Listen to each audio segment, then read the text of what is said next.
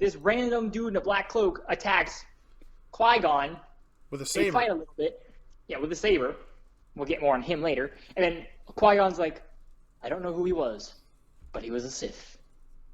By the way, Anakin, this is Obi-Wan. You're a Jedi too? Pleased to meet you. Obi-Wan's like, God damn it, this kid. This kid's gonna be the death of me. No, this kid's gonna be the death of me. Da da da da. Hey. So yeah. Anyway, they go back to the Jedi Council in Coruscant. Yeah. It's like, Qui-Gon's like, I want to train this boy. No, but it's like, oh, Yoda's all, a Padawan you have. Okay, then make him a Jedi Knight. Like, yeah, it's like, no, I wish to train the boy. Cool. It's like I want to train the boy. No, please. No, please. No. You know, if I die, you're gonna regret this.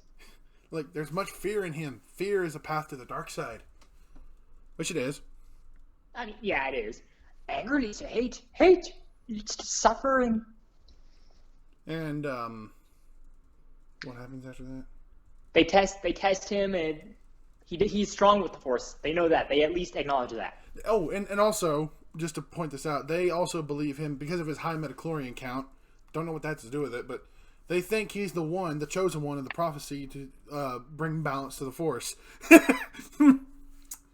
I didn't know ancient space wizards believed in prophecies. Yeah. Well, that's what they said in the movie. Well, I know. I'm just saying, like, I don't know. You would think a highly advanced society like that would not believe in prophecy. I mean, we don't believe in prophecies. No, but we're not that advanced. But we did. Then Jesus fulfilled the prophecies. Yeah. Anywho. We forgot to mention a character. Did we? Yeah, Chancellor Palpatine. Oh, yeah. Who's you don't kind of old. Yeah, you don't really recognize him at first, but you will. You will. You'll watch your career great in taste. Yes, you will. Then some shit happens. The Gungan army. Like, they go to war, and it's like, Padme's like, hey, guess what? I'm the queen. Help us. Yeah, she's a real queen. This is just a decoy. And even Qui-Gon and Obi-Wan were like, well, shit. What? Did you foresee this? I didn't foresee this. Did you foresee this? I didn't foresee this. Anakin's like, I kind of did. No, you didn't. No, it's like, and then Obi-Wan smacks him upside the head. No, you didn't, liar. Gibbs smacks him. Obi smack. Obi smack. Wait. So the Gungans are on this grassy field fighting the droid army. Pretty easily, too. It's like, they have giant electro balls. Yeah. Umas. And Jar Jar accidentally lets them loose and kills all of them. I hate that. He's an idiot who bumbles and just has good luck. Yeah, I hate that. In the Star Wars universe. Yeah, I hate it too. But this movie does have one of the coolest lightsaber fights ever. Yeah, because... Okay, so the Naboo are fighting the droids in the throne room. The gates open, the dude in the black cloak pops in, and he pulls down his hood. He's got a black and red head. He's got horns. He pulls out a double-bladed lightsaber. Darth Maul. Yes! Yeah, the awesome red saber staff. It's so cool. I know. Every Star Wars nerd saw that and just immediately was like, ah! I used to want to have a saber staff, but then I tried practicing with one, and so Obi-Wan and Qui-Gon get into a saber fight with this guy. It goes pretty long. Yeah, pretty good while. And one of my problems with a lot of the saber fights in the prequels is they look way too choreographed. 'Cause they were dum-dum. Dude. Don't call me dum-dum. I'm saying you can choreograph it without making it look like a dance. You put EDM music behind it. It's like it fits. I like the choreography. It makes the fight. It's better than just tapping swords and looking old like in episode 4. Yeah, but at least they were trying to hold the swords. They weren't trying to dance with it. Anyway. They fight. Obi-Wan gets trapped behind a laser wall. Darth Maul cheats by hitting Qui-Gon in the chin with his handle and then stabs him in the gut. Yeah, which is total BS. Qui-Gon was so cool. That was an over-exaggerated no, and we haven't even gotten to episode 3 yet. So then Darth Maul gets pissed. Or not Darth Maul, sorry. Obi-Wan gets pissed, and when the laser wall opens back up, he rushes Darth Maul, starts fighting him, cuts his lightsaber in half. Yep. Then Darth Maul cheats again, uses the Force to push him to the edge of a pit, and kicks his lightsaber down the hole so he doesn't have a lightsaber. Yep. So Obi-Wan's hanging there like, oh, what am I gonna do? What am I gonna do? I can't die. I have like 5 more movies in this contract. Right. And Darth Maul, what does Darth Maul do? The least logical thing ever. He just starts making sparks for the little. Yeah. You think he'd do something logical like drop his lightsaber on Obi-Wan's head and cut him open? Then Obi-Wan's like, hey, look, my master's lightsaber. Use the Force, use the Force, use the Force. And then Darth Maul's like, He totally is though.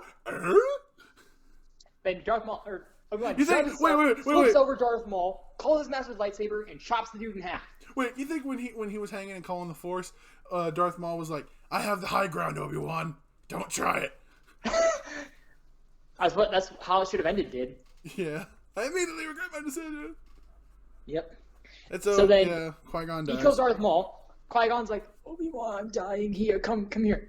Like, train the boy. Train that little bastard. Training the boy. He's bringing balance to the Force. By the way, I've unlocked a secret to immortality. You won't find that out until episode 3. Bye. And so they have a funeral.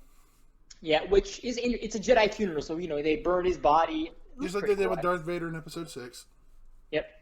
And Mace Windu and Yoda are talking. He's like, rule of 2, never 1. Which was destroyed, the master or the apprentice? And then the camera just kind of sort of pans to Chancellor Palpatine. And he's just like, he's got this look on his face like, I'm not done yet, boys. No, he has this look on his face like, well, better start putting in those applications. Yep. Then there's a big celebration. Party goes on. And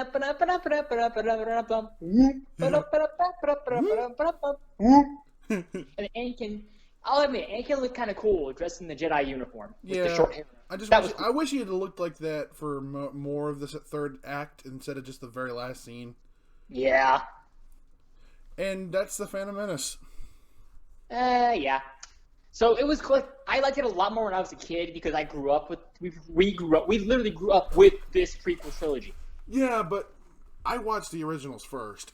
Well, obviously, but I'm just saying, like our parents grew up with the originals. We grew up with the prequels, and we all saw the sequels. But we'll get to those later. Right. Yeah. And even when I saw this for the first time, I still didn't like it. But so when I was younger, I hated this movie. I watched it again recently. I don't hate it as much, but I still don't like it. Yeah. It's just there are a lot of things that they're little things, but if they had changed them, I probably would have more respect for this movie. Like no Gungans. No Gungans. X out the Gungans 100%. And bring in the Ewoks. They were pretty badass. Yeah, they were pretty cool. And they kicked ass in Return of the Jedi, so why not? Yeah, if they can kill stormtroopers, they can kill battle droids easy. And this is just me, and you might agree with me, but I wouldn't have killed Qui-Gon until the second one. I wouldn't have killed Qui-Gon. Okay, the killing of Qui-Gon kind of does play later because it was Qui-Gon's death that led Dooku to leave the Jedi Order in the first place. Right. Which we'll get to Dooku in episode 2. He's cool. I love Dooku. But yeah, this was the first one of a prequel trilogy that was setting up the genesis of Darth Vader. Mm-hmm. And you saw him in his purest form of Genesis, a little kid. Mm-hmm. Kind of cute. Now this is pod racing. Oh yeah, I forgot to mention, he totally takes down the entire Trade Federation ship by himself. By accident. So he is a good pilot. He is a good pilot, I'll give him that. Yeah, but again, stupid luck. Come on. Yeah. I mean, even the other pilots are like, what? Who did that? Yeah. I mean, he had R2 with him, so R2 did all the work. Yeah, but even with R2, man, I mean, even Luke struggled. True. Well, that's because Luke struggled because R2 got blasted. Remember? Well, yeah, but still, as good a pilot as Luke is, and with R2 by his side, he still had issues to go through. Anakin didn't have anything. Get us off the autopilot. It's gonna get us both killed. I know we're in trouble. Just hang on. Okay, so what would you rate this movie, Noah? 5.5 out of 10. And I'll give it a solid 5. Oh, that's the Phantom Menace. We'll see you next time for Attack of the Clones. Bye.